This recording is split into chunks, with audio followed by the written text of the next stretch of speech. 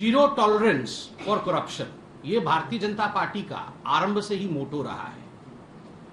आज सोनिया गांधी जो कांग्रेस पार्टी की अध्यक्षा हैं, उनकी पेशी ईडी के सामने है। जिस प्रकार का माहौल कांग्रेस पार्टी इस पूरे विषय को लेकर बना रही है, वह भी पूरा देश देख रहा है।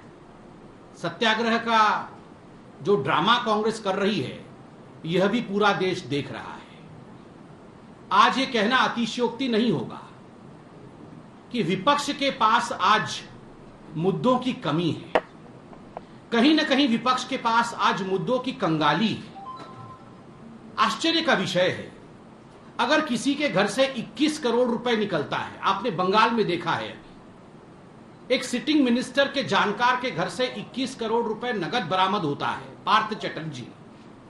यदि आम आदमी पार्टी के सिटिंग मिनिस्टर सत्येंद्र जैन जी के घर से पैसे बरामद होते हैं और अगर इस प्रकार की गतिविधियां होती है, कोर्ट सख्त टिप्पणी करती है नेशनल हेराल्ड केस को लेकर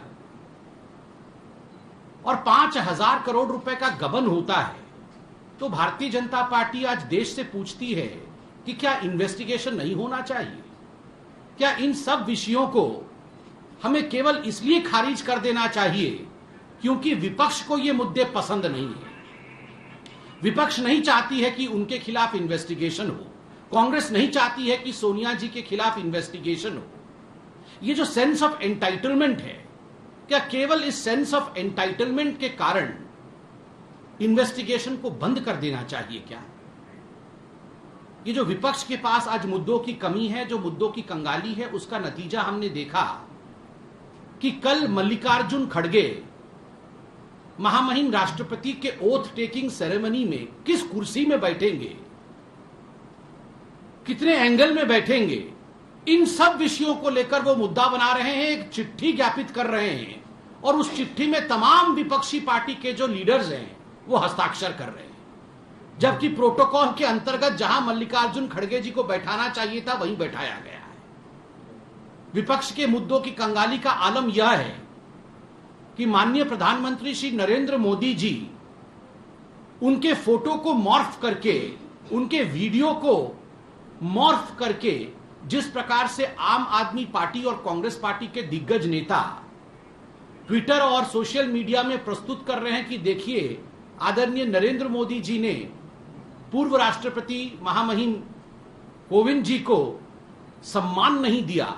आज ये विपक्ष के पास मुद्दों की कमी के कारण उसका नतीजा है। जहां तक सोनिया गांधी और ईडी का सवाल है, पहले राहुल गांधी जी भी कटघरे में खड़े थे, वो भी गए थे ईडी के पास प्रस्तुत होने के लिए, और आज सोनिया जी जा रही है। स्वाभाविक है, 5,000 करोड़ का गबन अगर देश में हुआ है, 5,000 करोड़ रुपए का करप्शन का अगर चार्जेस सोनिया जी और राहुल जी के ऊपर है, तो स्वाभाविक रूप से पूछताछ भी उन्हीं से होगी। आप सभी को पता है कि नेशनल हेराल्ड केस में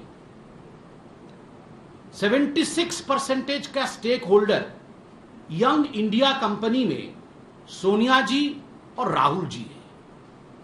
अगर सोनिया जी और राहुल जी 75 से भी अधिक प्रतिशत के स्टेक होल्डर हैं, तो पूछताछ किससे होगी? क्या पूछताछ सोनिया जी से नहीं होगी या नहीं होना चाहिए?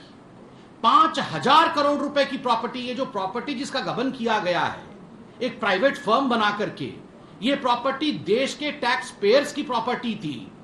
ये स्वतंत्रता संग्राम के युद्ध में जो लोग शहीद हुए थे, उनके नाम पे दी हुई प्रॉपर्टी थी। उसको एक परिवार अगर हथिया लेता है अपने प्राइवेट कंपनी में, तो स्वाभाविक है प्रश्न पूछे जाएंगे और उसका जवाब हर किसी को देना पड़ेगा, जो इसमें संलिप्त है उसे देना पड़ेगा। मुझे तो कई बार लगता है कि कांग्रेस पार्टी के लिए ईडी का अर्थ एंटाइटलमेंट फॉर डेकॉइटी था। उनको लगता है कि उनके पास एंटाइटलमेंट फॉर डेकॉइटी मतलब हम डाका भी डालेंगे और हमसे पूछताछ भी नहीं होनी चाहिए। चोरी ऊपर से सीना जोरी, ये जो मुहावरा हिंदी का है, यदि किसी बच्चे को यह समझ में नहीं आ रहा है कि चोरी ऊपर से सीना जोरी इसका अर्थ क्या होता है, तो कांग्रेस के व्यवहार को देखे कि 5,000 करोड़ रुपए गबन भी करेंगे और प्रश्नों का उत्तर भी नहीं देंगे। यह होता है चोरी ऊपर से सोना चोरी, एंटाइटलमेंट फॉर डेकॉइटी। और आज जब पूछताछ होगी तो हम जवाब नहीं देंगे। और यह सत्याग्रह का ड्रामा, कल जो चिट्ठी कांग्रेस पार्टी ने लिखा है अपने तमाम अध्यक्षों को, अपने तमाम नेताओं को, कि आप सभी गांधी जी के स्टैचू के नीचे, महात्मा गांधी जी के प्रतिमा के नीचे खड़े होकर सत्याग्रह करें। This is height of hypocrisy. ये दोगलापन की पराकाष्ठा है। आप सोच के देखिए, महात्मा गांधी, उनके नाम को धूमिल करने के लिए उनके छवि के नीचे जिन लोगों ने भ्रष्टाचार को बढ़ावा दिया है वो तथाकथित सत्याग्रह करेंगे। आप सोच के देखिए, महात्मा गांधी बापू जो राष्ट्रपिता है, मुझे तो लगता है वो जहां से भी देख रहे होंगे कांग्रेस के इस चरित्र को, उन्हें भी लग रहा होगा कि जो मैंने कहा था कि कांग्रेस को उस समय डिसॉल्व हो जाना चाहिए, समाप्त हो जाना चाहिए, वो बिल्कुल सही था।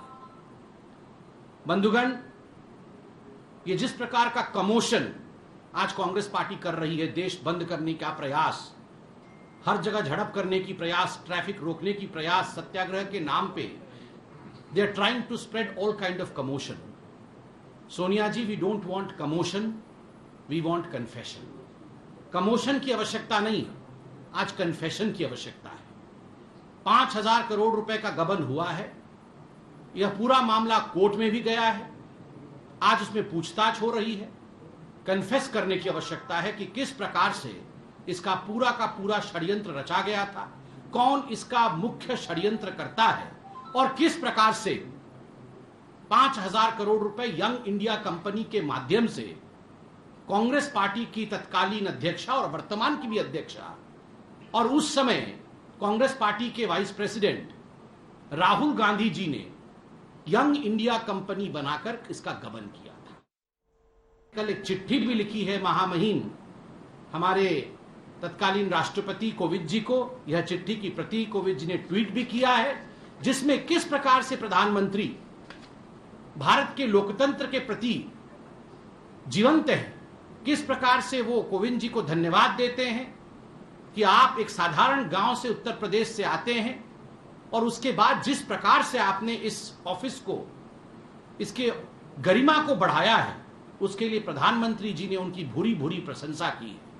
Every institution in this country is an institution of eminence, चाहे वो विपक्ष हो चाहे कोई और, हर इंस्टीट्यूशन का सम्मान करना हम में से हर किसी को आना चाहिए और हर इंस्टीट्यूशन अपना काम कर रही है। मुझे लगता है सोनिया जी को इस प्रकार की राजनीति को छोड़ आज ईडी के सामने प्रस्तुत होकर जो भी सच्चाई है कि किस प्रकार से उन्होंने और राहुल जी ने यह पूरा नेशनल हेराल्ड के षड्यंत्र को रचा था, उसके पीछे कौन कौन लोग शामिल थे, इसका खुलासा सोनिया जी करेंगी, ये हम सोनिया जी से आशा करते हैं। बहुत बहुत धन्यवाद।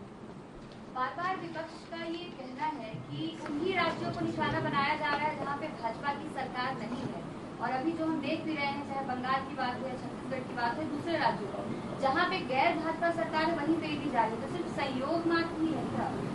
देखिए, ये संयोग नहीं है। जहां भ्रष्टाचार है वहां जांच है, जहां भ्रष्टाचार होगा वहां जांच होना स्वाभाविक है। अनेकों वर्षों तक भारतवर्ष में ये सवाल उठते थे और साधारण लोग ये सवाल पूछते थे कि ये वीआईपी कल्चर इस देश में क्यों है। नेताओं के घर से अगर करोड़ों खरबों रुपए निकलते हैं तो आखिरकार उनकी जांच क्यों नहीं होती है? ऐसा क्यों होता है कि नेताओं को एक लॉन्ग रोप दिया जाता है, एक लंबी रस्सी छूट की दी जाती है? आज वैसी परिस्थिति नहीं है।